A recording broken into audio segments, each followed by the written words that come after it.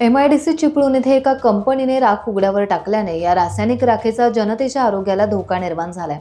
महाराष्ट्र प्रदूषण नियंत्रण मंडळाने उघड्यावर राख टाकणाऱ्या कंपनीविरुद्ध त्वरित कारवाई करावी, अन्यथा महाराष्ट्र नवनिर्माण सेना कंपनीविरुद्ध मोर्चा काढेल असा इशारा मनसेकडून आता देण्यात आलाय।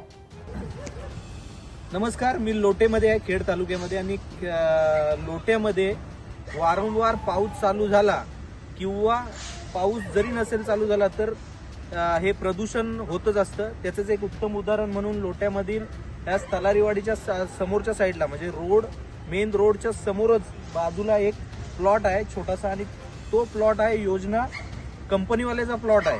आणि त्या प्लॉटवरती जी राख येते आपली, जी एक म्हणजे विषारी कंपनीची जी राख असते, ती राख इथं उघड्यावर नेऊन टाकलेली आहे। त्याचा सॅम्पल पण घेतलाय, आणि त्याच्यामध्ये ती राख जी आहे इथं दिवसा ढवळ्या ओपन प्लॉट वरती ही टाकलेली जाते।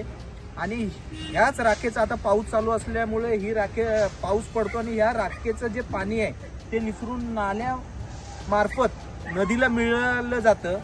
आणि मग प्रत्येक वेळी लोटे MIDC वरती काही ना काही हे असे प्रसंग होत असतात।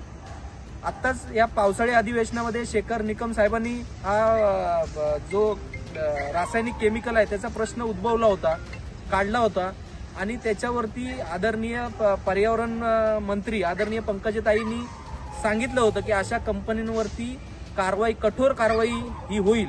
आता देखील हे असं उघड्यावरती केमिकल रासायनिक जी काय कोटिंग पावडर असते ती इथं टाकलेली आहे। माझी देखील मागणी आहे की महाराष्ट्र प्रदूषण नियंत्रण मंडळाने या कंपनीवरती तात्काळ कारवाई करावी। हा प्लॉट कुणाचा आहे, हे कुठून कसं काय टाकलं गेलं, इथं गुरं देखील फिरत असतात, हे उद्या जर बळी गेले तर मला सर्वस्वी जबाबदार ही कंपनी असेल, ज्या कुठल्या कंपनीने हे टाकलं असेल। आता हा प्लॉट तर योजना कंपनीचा आहे, मला वाटतंय ज्याचा प्लॉट असेल त्यांनीच टाकला असेल, कदाचित याच कंपनीने टाकला असेल। ह्या कंपनीवर तात्काळ कडक कारवाई झाली पाहिजे, अन्यथा महाराष्ट्र नवनिर्माण सेना येत्या 15 दिवसानंतर जर कारवाई झाली नाही तर महाराष्ट्र नियंत्रण मंडळ चिपळूण याच्या समोर आंदोलन करेल, याची दक्षता घ्यावी।